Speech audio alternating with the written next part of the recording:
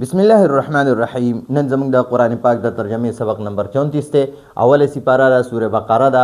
نن به انشاءالله موږ د 28 آیات نه تر 1 نمبر آیات پورې وایو، یعنی 67 نه تر 71 آیات پورې به انشاءالله نن موږ وایو.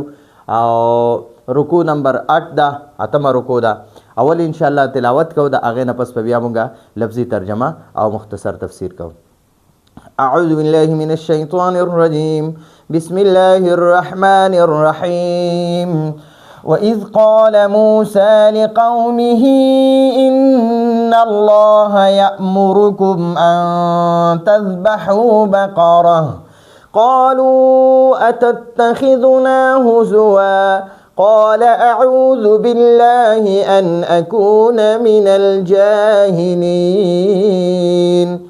قالوا ادع لنا ربك يبين لنا ما هي قال إنه يقول إنها بقرة لا فارض ولا بكر عوان بين ذلك فافعلوا ما تؤمرون.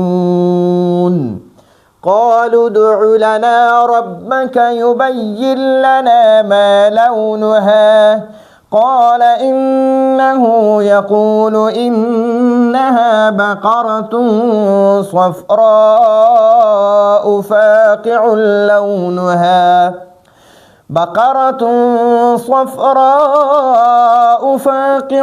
لونها تسر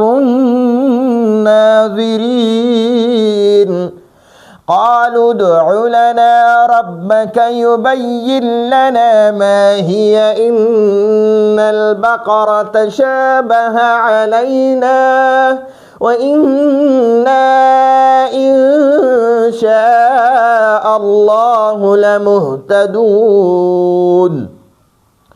قال إنه يقول إنها بقرة لا ذلول تثير الأرض ولا تسقي الحرث مسلمة لا شية فيها.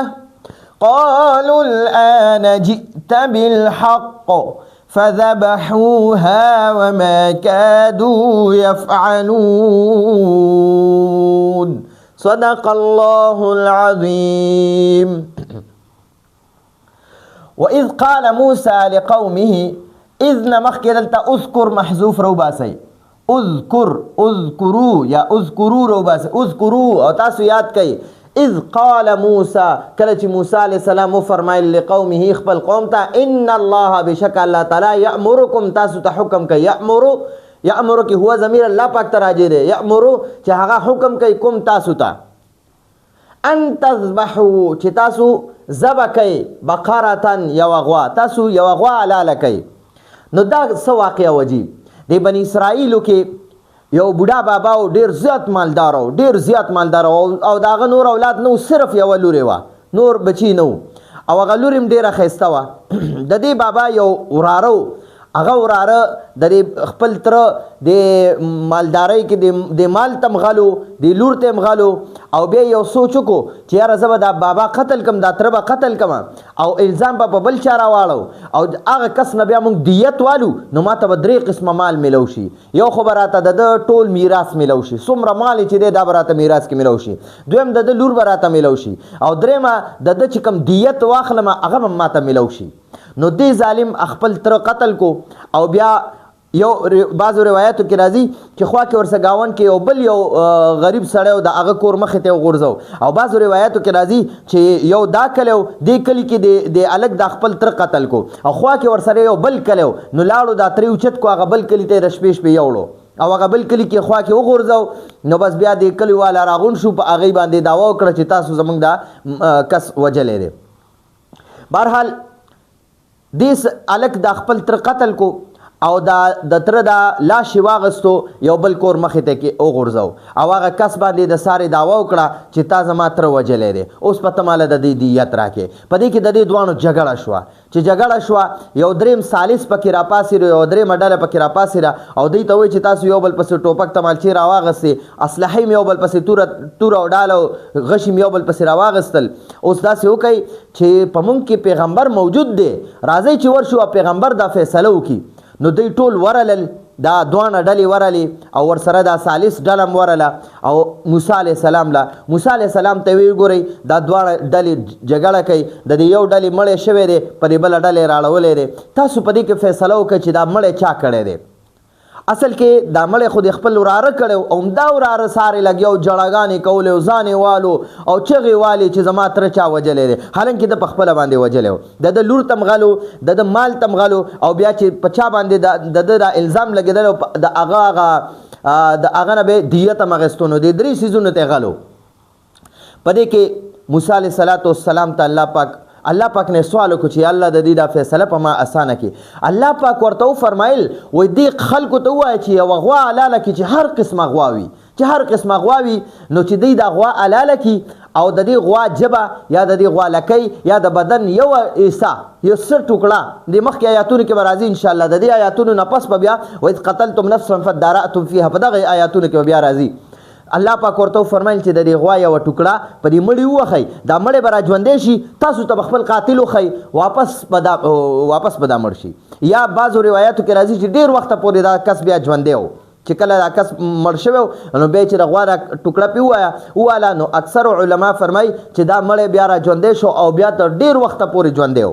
او بعض علما فرمایي چې نه بعض مفسرین فرمایي چې دا غوښې ټوکړی پې وواله دا مړی را ژوندی شو خپل قاتل وښودو چې زه د خپل وراره وجلی یم بل چا نه یم وجلی په بل چا باندې الزامونه مه لګوئ او بیا واپس مړ شو نو بعضو روایتو کې راځي چې واپس مړ شو بعضو کې راځي چې ډېر وخته پورې ژوندی و نو مفسرین فرمایي چې الله پاک موسی علیه السلام که الله پاک ته سوال کړی نو دا مړی ولا بغیر د دې غوا د غوښې د والو نه هم را ژوندی کولو نو بیا دې کې څه مطلب و چې دوی ته یې وایي چې یاره غوا لاله کړو د دې ټوکړه راوالی په دې مړي باندې ووښئ وایي وجه دا وه چې دوی بني اسرائیل چې دي که نه دا فرعونیانو سره په مصر کې ډېر وخت اوسېدلي وو څو سوه کاله دوی مصر کې اوسېدلي وو نو د مصر د خلکو خدای چې و که نه خدای هغه دا غوا وه دوی به د مصریانو به کوم د مصر علاقې خلک دا فرعونیانو دوی به د غوا عبادت کولو او د غوا چې کوم میتیازې وي هغه به اسکلې او د فخر په طور چا چې به د غوا میتیازې اسکلې په هغه زمانه کې هغه ډېر غټ بزرګ او ولي به و چې یاره دا خو زمونږ د خدای نعوذ بالله سوغات استعمالوي نو دا به د ټولو نه غټ بزرګ ګڼلی کېدو نو بني اسرائیلو ته الله پاک دی د فرعونیانو سره ډېره زمانه تېره کړې وه نو په دی کې هم د هغه غوا عظمت او محبت او د هغې طرف ته رغبت ډېر زیات و الله پاک ته دونه رغبت نه و څومره چې د غوا ته رغبت و تاسو به مخکې وګورئ موسی علیه السلام ته دی وایي دا بني اسرائیل وایي ادعو لنا ربک د خپل رب نه موږ دپاره دعا وغواړه حالانکې دا ورته نه وایي چې ادعو لنا ربنا زمونږ خپل او زمونږ د دې ټولو رب نه موږ دپاره دعا وغواړه ځکه دوی خو به خپل رب په زړه کې بیا هم هغه غوا ګڼله چې یاره ګورئ دا زموږ غوا وه نو بیا چې کله الله سبحانه وتعالی فرعون او د هغه لښکر غرق کو او دوی میدان تیه ته راواوړېدل نو په دې بني اسرائیلو کې یو کس سامري نوم مخکې واقعه م ویلې ده او انشاءالله مخکې په 14مه سپاره کې نور ځایونو کې را روانه ده بار بار به بیا د سامري واقعه م قرآن کې الله پاک ځای په ځای ذکر کړې ده اب راته بیا تذکره پورا تفسیری کومه نو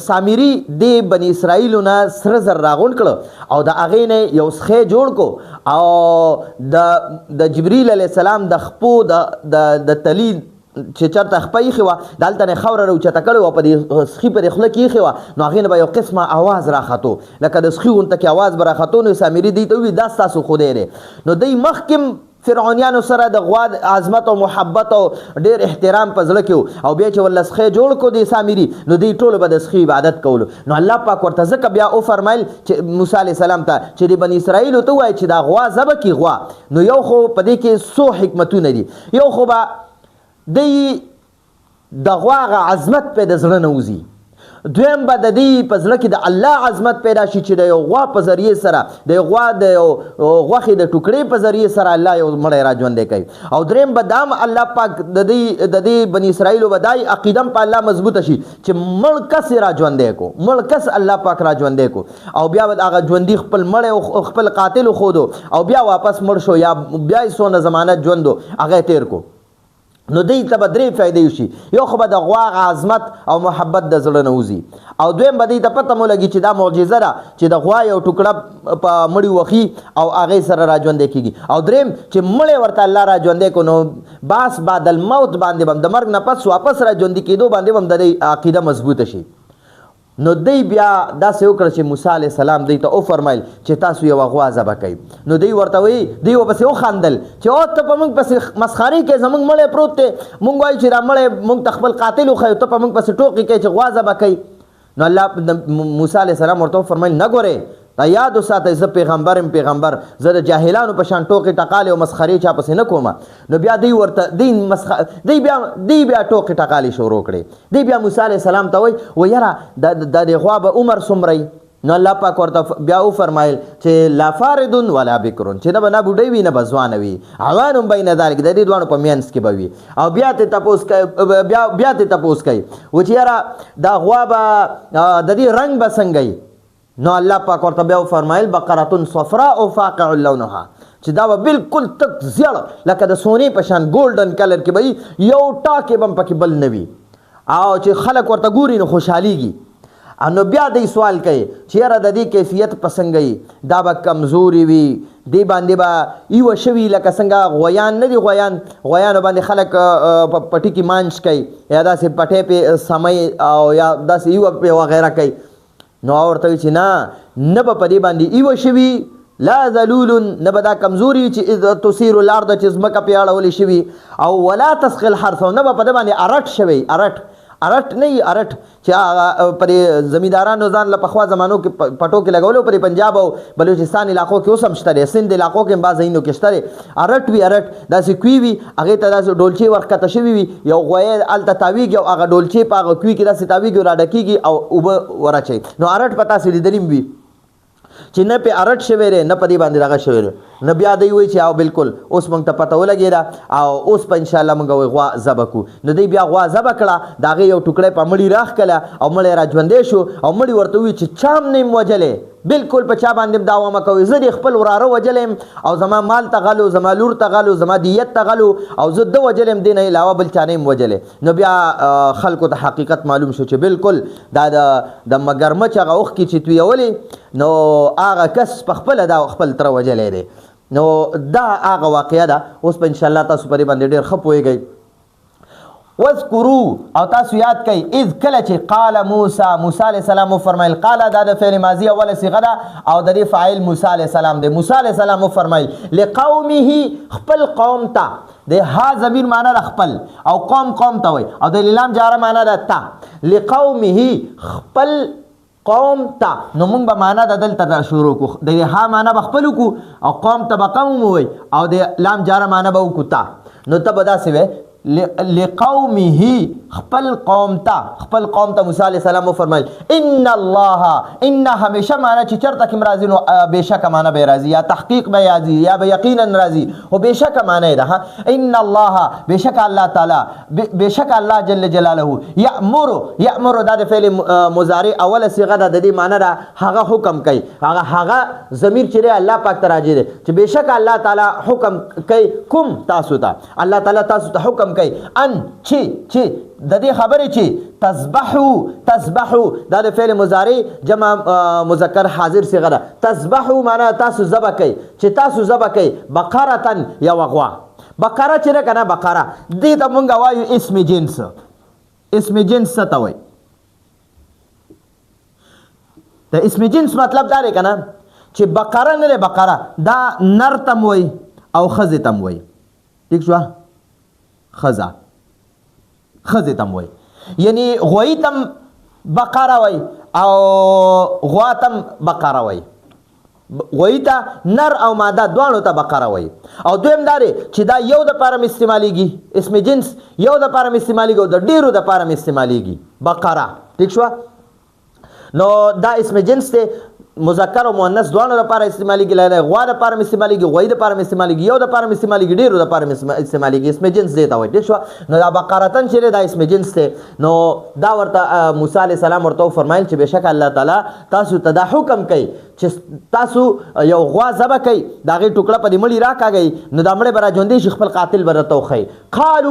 قالو دا د جمع مذکر غایب صیغه ده. قالو معنا هغوی ووي، د بني اسرائیل ووي، یهودیان ووي. اتتخذونه دا حمزه چې دی دا د استفهام دپاره دی، سوال دپاره دی. اتتخذونه آیا تتخذو ته نیسي نه مونږه، یا ته کې مونږ پسې هزون ټوقې، ته مونږ پسې ټوقې کې. تتخذو معنا ته مونږه نیسي، نه مونږه. تتخذو معنا ته نیسي، دا د فعل مضارع واحد مذکر حاضر صیغه ده. تتخذو ته نیسي، نه مونږه. اتتخذونه آیا ته مونږ نیسي، یا آیا ته مونږ پسې کې سره پسې کې هزون ټوقې، ته په مونږ پسې ټوقې کې. موسی علیه السلام چې ورته وفرمیل چې الله پاک فرمایي تاسو یو غوا ذبح کوئ، په دې مړي راکاږئ او دا مړی به راژوندی شي، تاسو ته به خپل قاتل وښیي. نو دوی ورته وایي قالو اتتخذونه هزوا، آیا ته مونږ پسې ټوقې کې. موسی علیه السلام ورته د یهودیانو موسی علیه السلام ته ووایي ای موسی علیه السلام ته په مونږ پسې ټوقې کې چې مونږ غوا ذبح کړو او د هغې ټوکړه راکاږو په مړي باندې، د غوا د مړي سره سویمه ده. نو موسی علیه السلام ورته فرمایي قال کې هو ضمیر موسی علیه السلام ته راجع دی. قال موسی علیه السلام وفرمایل اعوذ دا د فعل مضارع واحد متکلم صیغه ده. اعوذ معنا ده زه پناه غواړم بالله د الله جل جلاله، زه د الله نه پناه غواړم ان چې د دې خبرې چې ان اکونه چې زه شم، د دې خبرې چې زه شم من الجاهلین د جاهلانو نه، چې زه جاهل خو نه یم، زه څه ناخبره خو نه یم، زه د الله پیغمبر یم، د الله رسول یم، الله ما خپل کتاب تورات را کړی دی، نو زه به ولې مسخرې او ټوکې کوم؟ زه د دې مسخرو د ټوکو نه د الله پناه غواړم، ما د الله د داسې جاهلانو نه وساتي، زه جاهل نه یم چې زه به دغه شان مسخرې او ټوکې کوم. نو بیا د یهودیانو ته چې اوس پته ولګېده بني اسرائیلو ته چې اوس خو مونږه همدغه د غوا دا خبره راته جوړه ده، نو اوس دی بیا د موسی علیه السلام نه تپوسونه کوي. نو حدیثو کې راځي وایي چې موسی علیه السلام دوی ته ویلي که نه چې تاسو غوا ذبح کوئ او په دې مړي باندې راکاږئ د دوی ټوسه ټوکړه او دا به راژوندی شي. نو وایي که دوی هره یوه غوا راوستې وه او حلاله کړې وه که نه، نو دوی به بیا الله پاک به د دوی دا ګناه معاف کړې وه او دا مړی به ورله راژوندی کړی و. خو دوی په غوا کې بیا نورې مسالې راوښکلې. اوس د موسی علیه السلام هسې چیړي راچیړي چې یاره ته د الله نه سوال وکړه، ته د الله نه تپوس وکړه، موږ دپاره دعا وکړه چې موږ باندې دا ښکاره کړي دا غوا چې یاره د دې عمر راته وښیي او بیا د دې رنګ راته وښیي او بیا د دې یعنې کمزوري یا طاقتوري دا راته وښیي، کیفیت راته وښیي.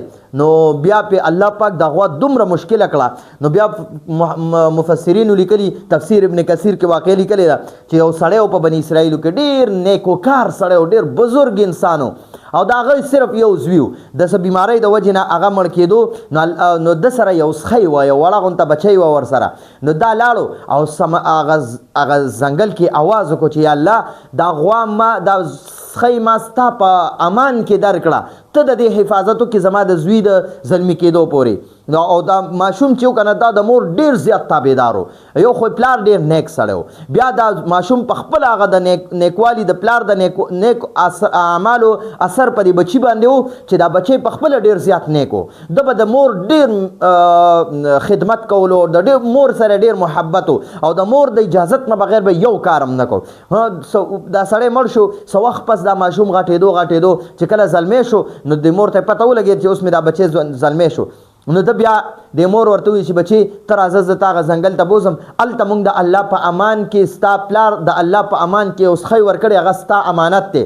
نو دا ورله هغه دغه کې هغه ځنګل کې آواز وکړو چې یا الله ستا په امان کې چې موږ کم سخی درکړی و هغه موږ ته واپس کړي.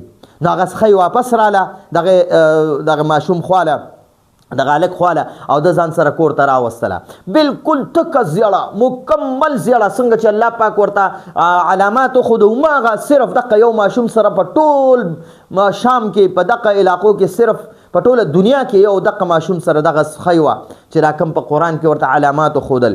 نو دی بیا هغه بازار ته بوتله. هلته کې بازار کې ورله یو کس راغی او ورته وی چې یاره دا سخی په څو خرڅې؟ نو هغه ورته وی چې یاره زه د مور نه تپوس کوم. نو چې چا به ترې څومره قیمت هم ورته وی که نه چې یاره زه تاله دومره قیمت در کوم، خو به یې ورته زیات قیمت وي، ده به ورته وي زه هم د مور نه تپوس کوم. نو مور له به راتله، مور به ورته وي نه مور به ورته وي نه بچې لا مه ورکوه، بچې مه ورکوه.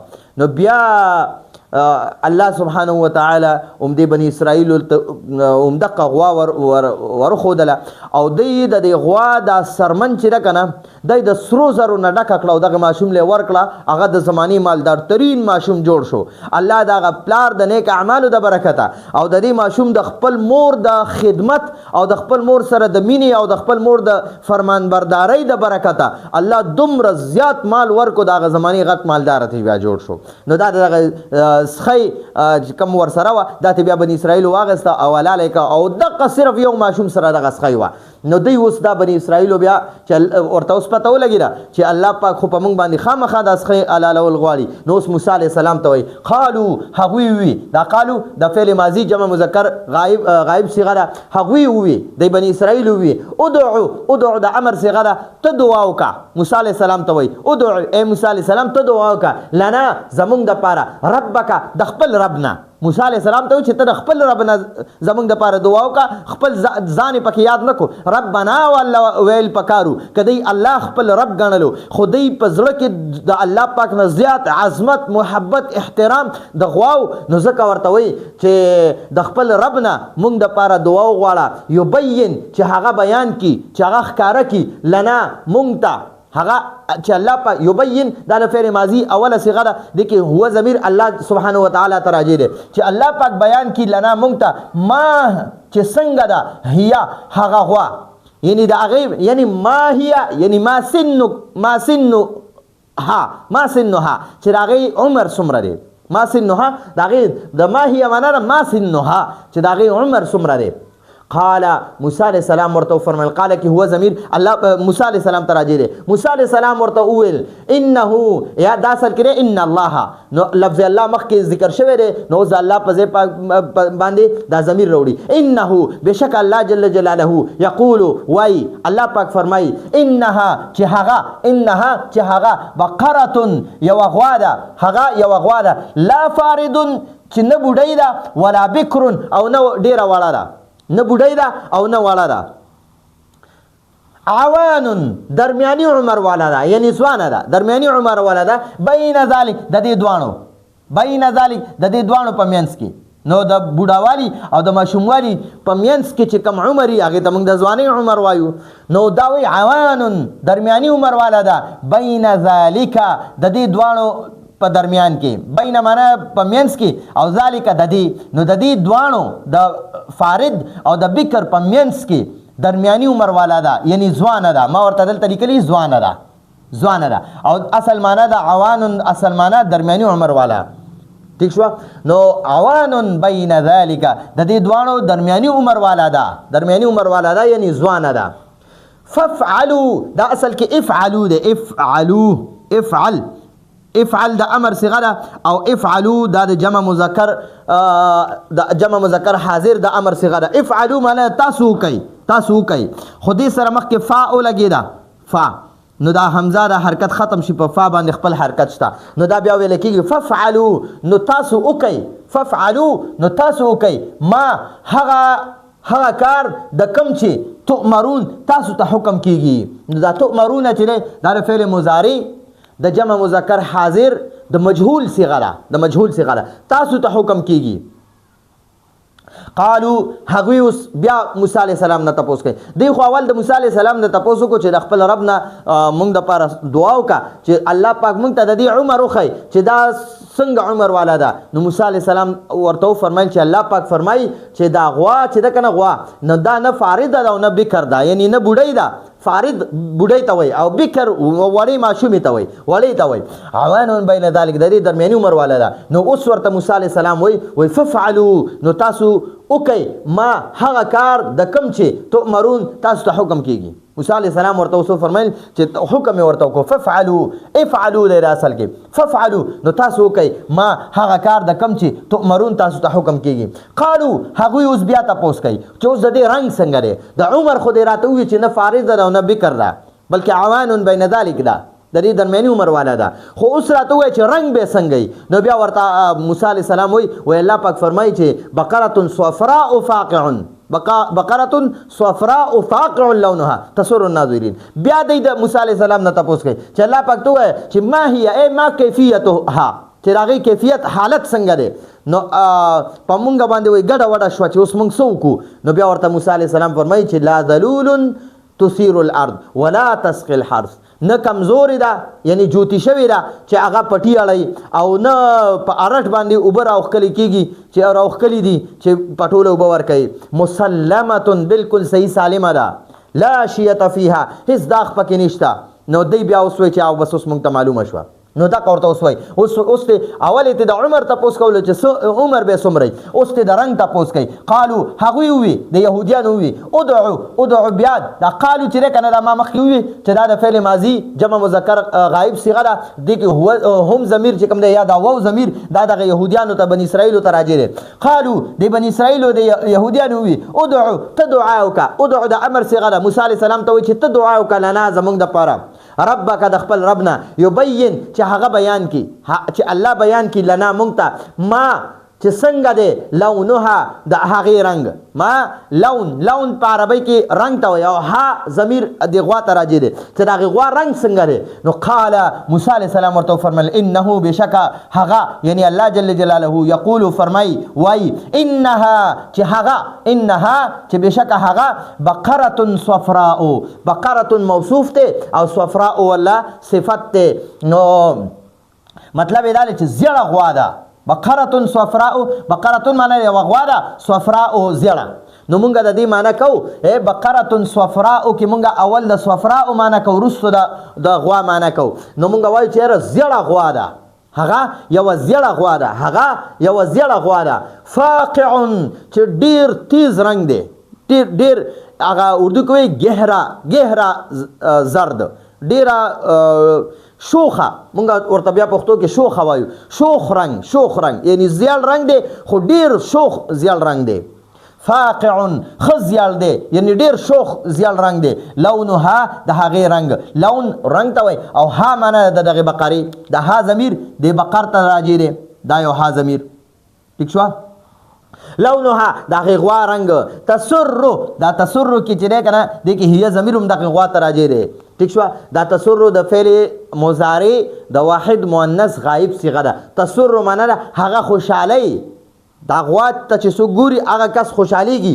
الناظرین لیدون کی تسر الناظرین هغه لیدلو والا خلق خوشحالی. ناظرین دا د جمع سالم صيغه ده. ناظر معنی ده دیکھنے والا لیدلو والا نو ناظرین بیا د دې جمع ده. ناظر دیکھنے والا ناظرین بہت سارے دیکھنے والے یعنی ډیر خلق ډیر لیدلو والا خلق.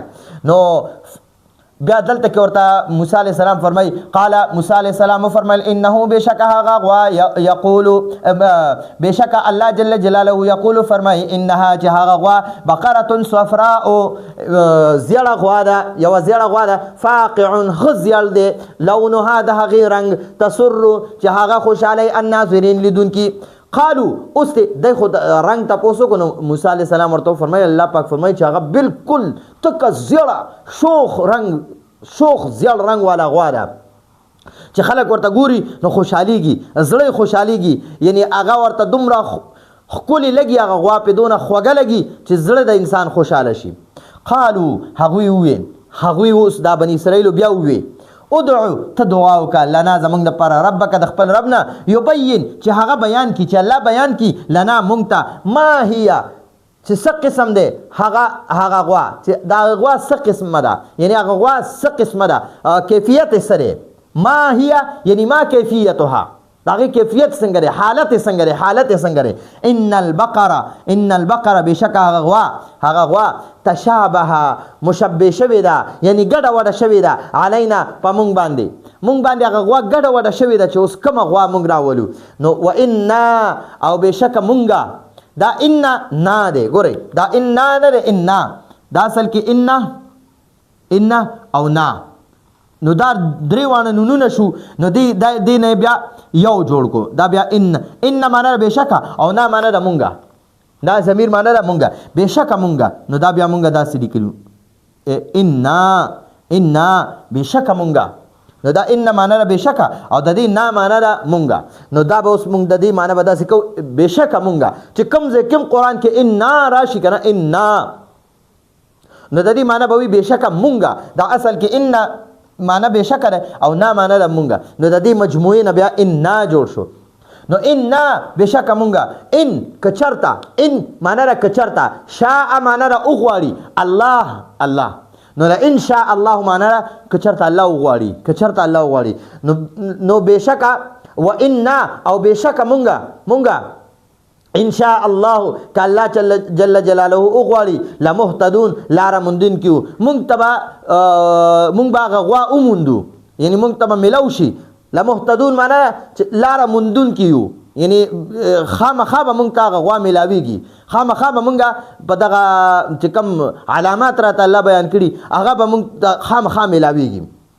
د دې لام د تاکید دپاره دی، او مهتدون معنا لار مندون کی، هدایت مندون کی خلق، هدایت یافته خلق.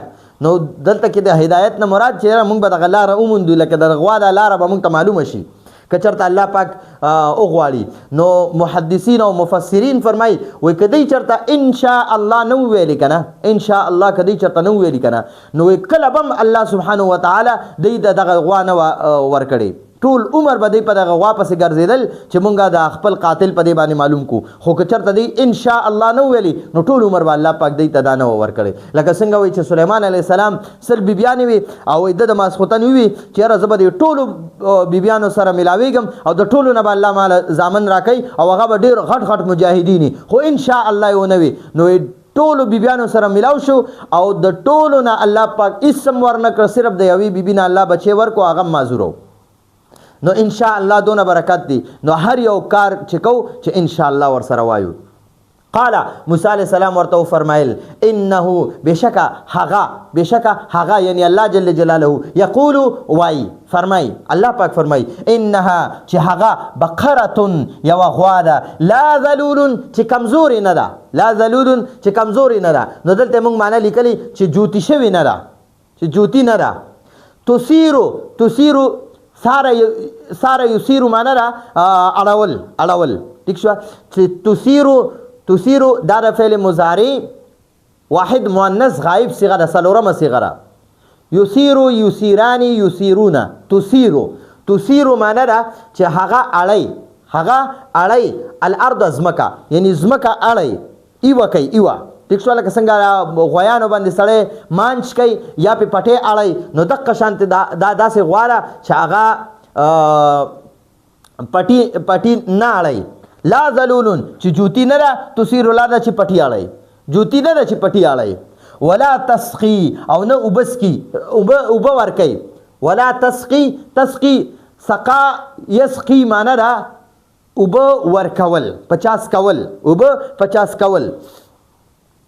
نو دا تسخی د فعل مضارع واحد مؤنث غائب صيغه ده. څنګه چې دا تسیرو کې هي ضمیر د غوا ته راځي دی چې هغه غوا نه اړی، او د قشان تسقی کې هي ضمیر د غوا ته راځي دی چې دا غوا نه اوبه کوي، اوبه نه ورکوي.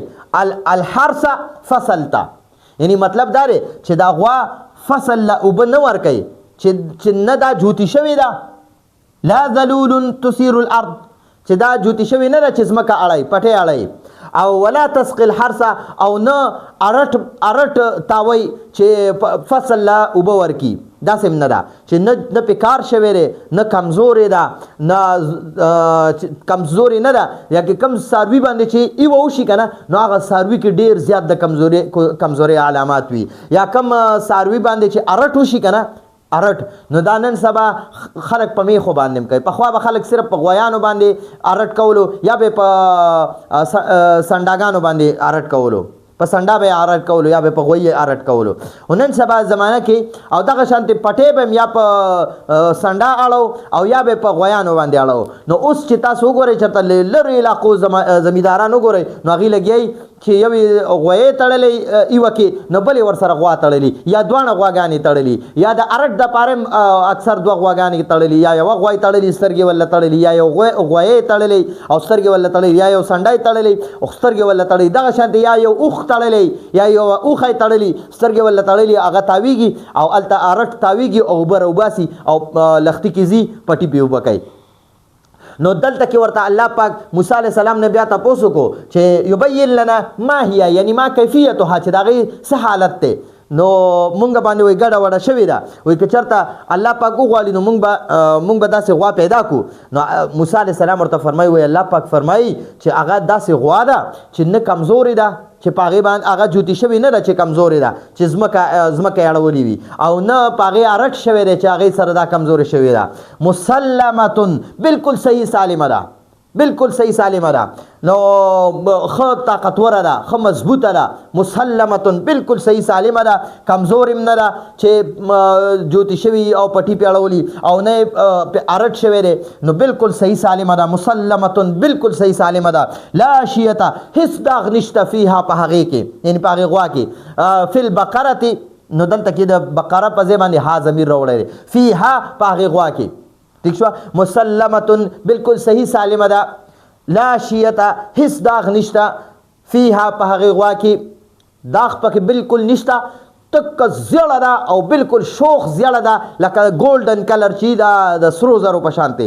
نو دا ځکه د سرو زرو په شانتې تک زیړه غوا ده چې دی له سامریم اقه شانتې د سرو زرو نه غوا جوړه کړې وه، د هغې هم ګولډن کلر د سرو زرو کلر. نو دا هم د سرو زرو په شانتې ملتا جلتا غوا ده. نو د دې زړه نه د هغې عظمت او محبت ښکلو دپاره الله پاک داسې وفرمایل ورته. قالو هغوی ووي، قالو هغوی وی دغه یهود وی بنی اسرائیل وی الان اوس جئتا تا راوړه، یعنی تا اوس وکړه بالحق حق خبره، تا اوس سمه خبره راوړه، یعنی تا اوس سمه خبره وکړه.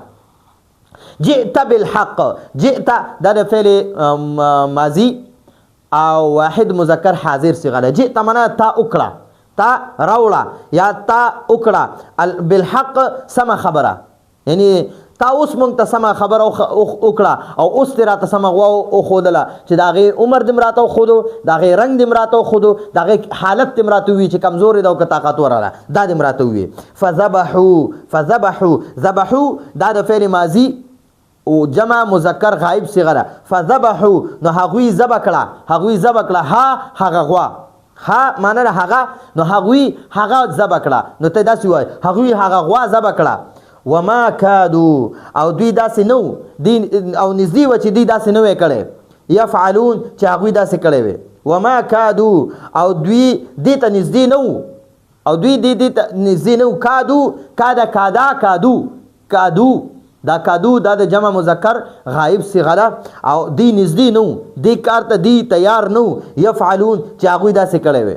یفعلون دا د فعل مضارع جمع مذکر غایب صیغه ده. یفعلون معنا هغوی داسې کار کوي، هغوی داسې کار کوي. وما کادو یفعلون او هغوی داسې کولو ته نږدې نه وو، یعنی هغوی بالکل دې ته نږدې هم نه وو چې مونږ دا غوا حلاله کړې وی، د غوا حلالولو ته دی تیار نه وو. نو دا زمونږ تفسیر و. اوس په یو ځل مختصر تفسیر ووایو، مختصر لفظي ترجمه به ووایو. وذکروا او تاسو یاد کړئ اذ هر کله چې قال موسی علیه السلام فرمایل لقومه خپل قوم ته ان الله بشک الله جل جلاله یأمرکم تاسو ته حکم درکړي ان د دې خبرې چې تذبحو تاسو ذبح کوئ بقرة یوه غوا. قالو هغوی وي د بني اسرائیل وي اتتخذنا آیا ته مونږ نیسې یا آیا ته مونږ پسې کې هزوا ټوقې. قال موسی علیہ السلام ورته فرمایل اعوذ ز پناه غواړم بالله د الله جل جلاله ان د دې خبرې نه چې اكون ز شم من الجاهلین د جاهلانو نه د بې خبره خلکو نه.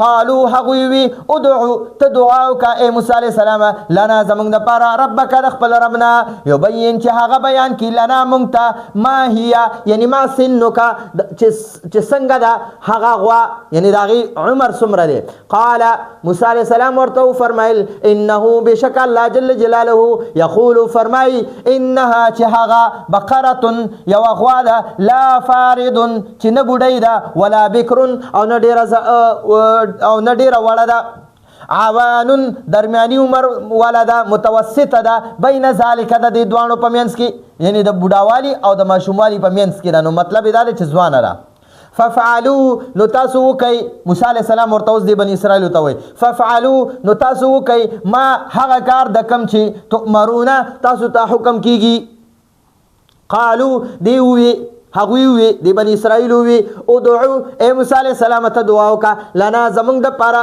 ربک د خپل ربنا یبین چې الله پاک بیان کړي لنا موږ ته ما چې څه دی لونها د هغې رنګ چې د هغې رنګ څنګه دی قال موسی علیه السلام ورته وفرمیل انه بشکه هغه یعنی الله جل جلاله یقول وای فرمای انها چې هغه بقره صفراء زیړه غوا ده یوه زیړه غوا ده فاقع چې ډیره زیړه ده ډیره شوخ زیړ رنګ دی لونها د هغې رنګ تسر چې هغه خوشحالی الناظرین لیدونکي چې هغه غوا د هغې هغه رنګ چې دی هغه ته چې خلک ګوري نو خوشحالیږي قالو هغوی وی ادعو ای موسی علیه السلام ته دعا وکړه لنا زمونږ دپاره ربک د خپل ربنا یبین چې هغه بیان کړي چې الله بیان کړي لنا موږ ته الله وښیي موږ ته ما هي یعنی ما کیفیتها د هغې چې قسم ده چې څه قسمه ده چې څه قسمه ده هي هغه غوا چې هغه غوا څه کیفیت دی څه حالت دی حالت یې څنګه دی ان البقره بېشکه هغه غوا تشابه ګډه وډه شوې ده علینا په مونږ باندې مشبه شوې ده یعنی ګډه وډه شوې ده مشبه شوې ده په مونږ باندې ګډه وډه شوې ده مونږ نه پېژنو چې څه وکړو کوم اړخ ته ولاړ شو و انا او بېشکه مونږ ان شاء الله که چېرته الله وغواړي لمهتدونه خامخا لاره موندونکي یو قال موسی علیہ السلام ورته وفرمیل انه بشک الله جل جلاله یقول وای انها چې هغه بقره یوه غوا ده لا ذلول چې نه جوتی ده تثیرو چې هغه اړی الارض ازمکه چې جوتی شوې نه ده کمزورې نه ده ذلول لفظي معنا ده کمزورې چې ذلوله نه ده کمزورې نه ده دا د صفت مشبه صیغه ده چې دا کمزوري نه ده یعنی جوتی شوی نه ده تثیر الارض چې ځمکه اړی ولا تسقي او نه اوبه ورکوي هغه غوا الحرث فصل یعنی ارټ هم پې نه دی شوی مسلمتون بالکل صحیح سالمه ده لا شیته هیڅ قسمه داغ نشته فیها په هغې غوا کې قالو هغوی وی د بني اسرائیل وی الان اوس جئت تا وکړه بالحق سمه خبره اوس تا سمه خبره وکړه ستا په خبره اوس مونږ پوه شو فذبحو نو هغوی ذبح کړه هغه غوا ذبح کړه وما کادو او دوی دې ته نه ونږدې یفعلون چې داسې کړی وی نو دا زمونږ د نن ورځې درس و امید دی تاسو په دې باندې پوه شوي درس خو ډېر اوږد شو خو اصل کې آیاتونه ګڼو او تفسیر هم پکې داسې و چې هغه د دې سره بالکل د دې واقعه به پکې واقعه هم بیان کړل هغې نه پس بیا په تفسیر باندې خلک ډېر ښه پوهېږي نو د دې ځان څه سکرین شاټ واخلئ او بیا د لفظي ترجمه مو لیکئ او کوم زه صیغې دلته حل کوم هغه هم ورسره لیکئ او بیا دوباره واورئ انشاءالله تاسو په دې باندې ډېر ښه پوهېږئ. وراتلونکي درس پر اجازه غواړو. هذا هو المرام والله اعلم بحقيقة الكلام.